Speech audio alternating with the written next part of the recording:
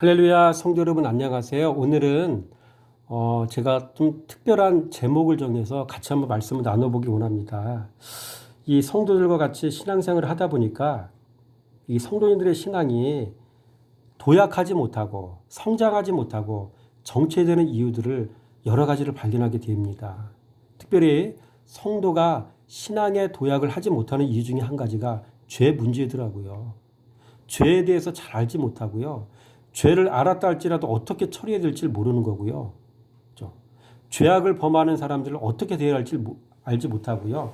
여러 가지 이유들이 있더라고요. 그래서 오늘 본문의 말씀을 통해 이 시간을 통해서 저희는 신앙의 도약을 위하여라는 제목으로 은혜 말씀 나눠보기 원합니다. 여러분, 첫째로 성도는요, 죄가 무엇인지를 알아야 되더라고요. 그렇죠? 본문 말씀 야고보서 4장 4절 말씀. 가늠하는 여인들아 세상과 버치된 것이 하나님과 원수됨을 알지 못하느냐. 그런즉 누구든지 세상과 버치되고자 하는 자는 스스로 하나님과 원수가 되는 것이니. 그렇죠? 여러분, 죄는 우리로 하여금 하나님과 원수되게 만듭니다. 여러분, 죄의 정의가 이런 거예요. 가장 쉽게 얘기하면 이거예요. 죄는요, 하나님과 우리가 원수되게 만들어요. 하나님과 우리가 만나지 못하게 만들어요. 그러니까 죄 짓는 사람이 말씀을 들을 수가 없고요. 죄를 사랑하는 사람이 예배의 자리에 나올 수가 없고요. 기도할 수가 없고요. 이런 거예요. 음란한 사람이 말씀을 사모하겠어요? 그런 거예요. 하나님과 멀어지게 만들어요, 죄는. 그래서 첫째로 죄는요, 하나님과 우리를 원수되게 만든다는 사실을 기억하시기 바라고요. 두 번째로 죄가 어디서 왔는지를 또 알아야 돼요. 보세요. 너희는 너희 아비 마귀의 악에서 났으니 너희 아비의 욕심대로 너희도 행하고자 하느니라. 그는 처음부터 살인자여 진리가 그 속에 없으므로 진리에 서지 못하고 거짓을 말할 때마다 제 것으로 말하나니 이는 그가 거짓말쟁이여 거짓의 아비가 되었음이라. 마귀에게서 났으니 라고 얘기하죠. 죄가 어디서 왔다고요? 마귀에게서 왔다고요.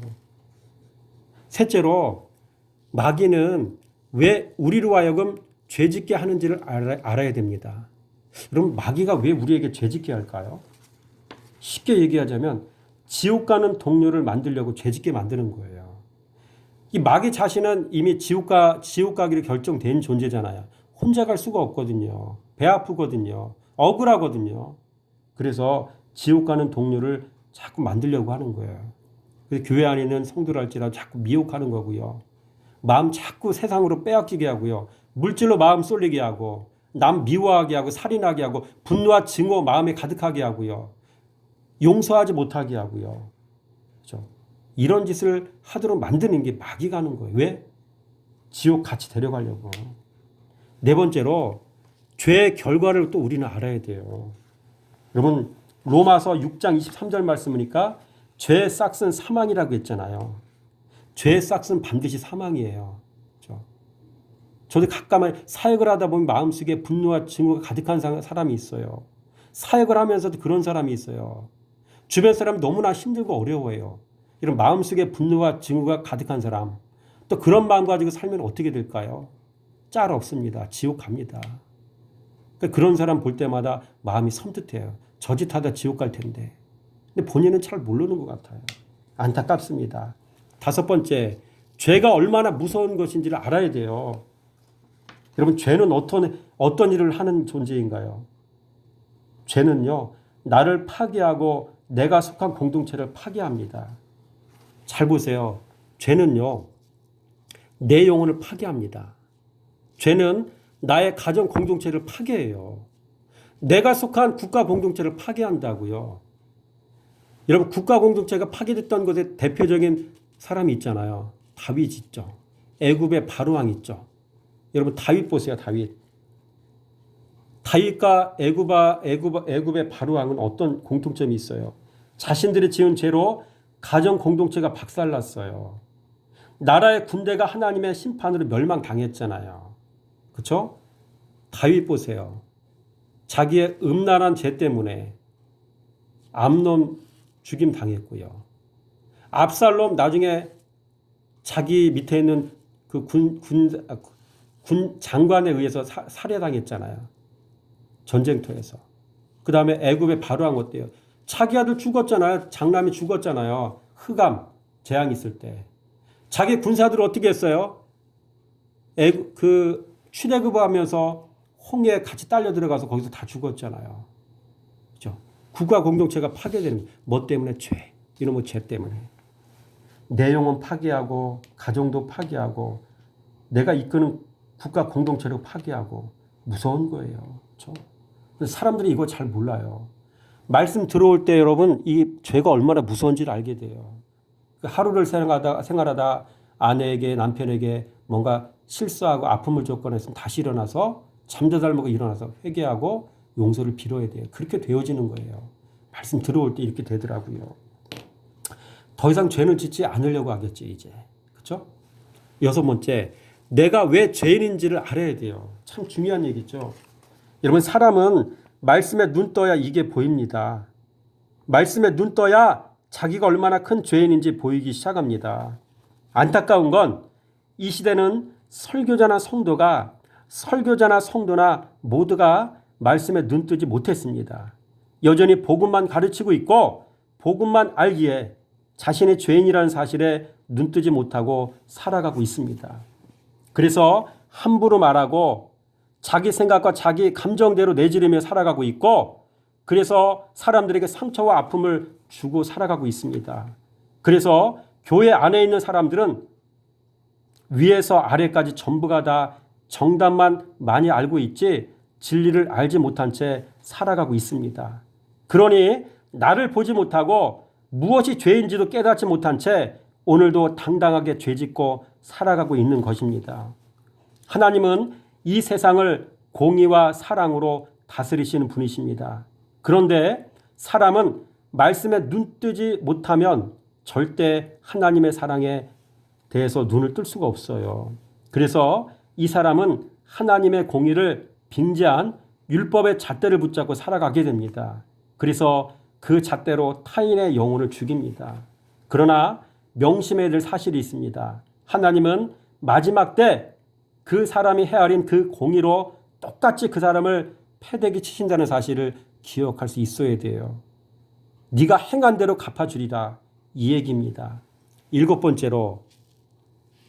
일곱 번째, 나는 어떤 모습으로 죄를 짓고 살아가고 있는지를 또 알아야 돼요. 여러분 어떤 사람은 회의 중에 자신은 동역자들보다 어떤 것에 대해서는 자신이 더 많이 아는 사람인 것처럼 자신을 드러내기를 좋아하는 사람이 있어요. 이런 사람은 자신의 말과 행동을 통해 그 누군가는 자신의 속마음을 다 읽어내고 있다는 사실을 전혀 눈치채지 못하는 미련한 자입니다. 또 어떤 사람은 시기심이 강한 사람이 있어요.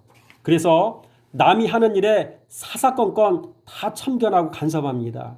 그래서 남의 마음도 불편하게 만들고 마찰도 일어나게 합니다. 왜 그렇게 사는지 모르겠습니다.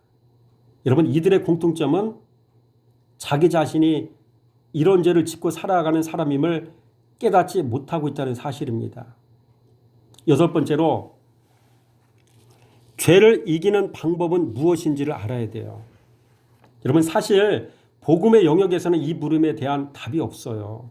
그냥 죄 지으면 교회 가서 자신이 지은 죄에 대해 용서를 구하고 잠시 카타르시스를 느끼면 되고 또다시 세상으로 돌아가 똑같은 죄를 반복하여 짓고 찔리면 교회로 돌아와 회개하면 됩니다.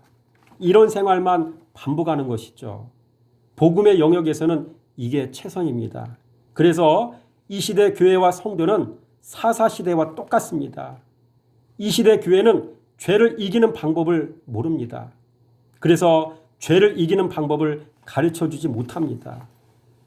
여러분 말씀 사랑하는 삶을 살면 된다는 사실을 모르고 있는 겁니다. 이런 걸 안 가르쳐줘요.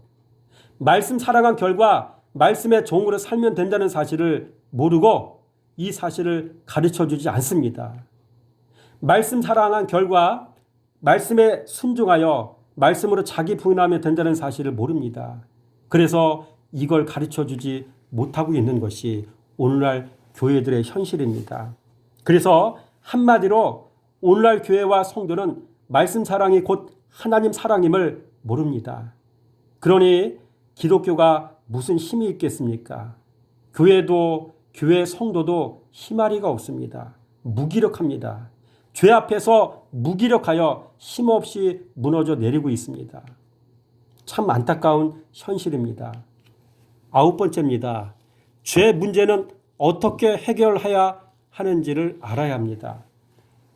여러분, 죄를 이기는 소극적인 방법이 있고요. 적극적인 방법이 또 있어요. 여러분, 죄를 이기는 소극적인 방법은 뭘까요? 첫째, 죄의 자리를 피하는 겁니다. 둘째, 반복적으로 죄를 짓는 악인은 멀리하는 거예요. 셋째, 죄가 들어오는 통로인 나의 눈과 귀와 입을 단속하는 겁니다. 그래서 가지 않아야 될 자리는 가지 않고요. 보지 말 것을 보지 말고요. 말하지 말 건 말하지 말고요. 단속을 해야 돼요.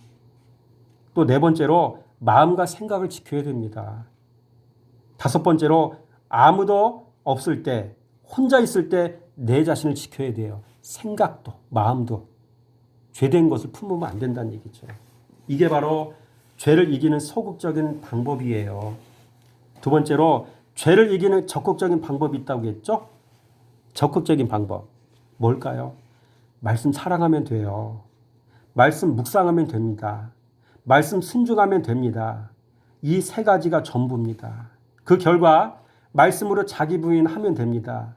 그리고 이제 말씀으로 주인 삼고 살아가면 되는 겁니다. 그래서 끊임없이 묵상, 묵종, 묵생하며 살면 되는 것이에요. 이것이 바로 죄를 이기는 적극적인 방법이에요. 쉽게 얘기하면 뭐예요? 적극적인 말씀 사랑하라, 말씀 순종해라, 그런 얘기예요. 10번째, 마지막으로 죄를 짓는 악인은 어떻게 대해야 되는지를 우리는 또 알아야 돼요. 뭡니까? 여러분, 죄를 짓는 악인에게서 멀리 해야 됩니다. 그에게 가까이 하지 말아야 되는 것이죠. 7절 말씀 보세요. 여기부터. 그런즉 아들들아 나에게 들으며 내 입의 말을 버리지 말고 내 길을 그에게서 멀리하라. 그의 집 문에도 가까이 하지 말라. 멀리하라. 가까이 가지 말라. 이렇게 얘기하잖아요. 그렇죠? 두 번째로 죄를 짓는 악인은 한두 번 훈계하고 그 다음에는 멀리해야 돼요. 이거 보세요. 이단에 속한 사람은 한두 번 훈계한 후에 멀리하라 라고 이야기하잖아요. 두 가지 정리합니다. 악인은 어떻게 대하라고요? 멀리하고 가까이 하지 말라. 한 번 훈계하고 어떻게 돼요? 가까이 하지 말고 멀리하라. 그 얘기입니다. 그렇죠? 여러분, 하나님이 그 사람들 사랑하시기 때문에 여러분 이렇게 해야 되는 거고요. 그에게도 기회를 줘야 됩니다. 돌아올 기회를 줘야 되기 때문에 한두 번은 훈계를 해야 된다는 얘기예요. 그래서 처음부터 멀리하지 않는 거예요. 그렇죠? 조심하라는 얘기죠. 아무튼 여러분의 신앙의 세계 속에서 신앙의 아름다운 도약 있기 위해서 죄가 무엇인지를 제가 깨달은 대로 여러분이 말씀드렸습니다. 이런 것들을 잘 한번 읽어보시고 들어보시고 마음에 새기셔서 여러분의 삶 속에 적용하셔서 여러분의 신앙을 성장시키는 지혜가 있어지길 원합니다.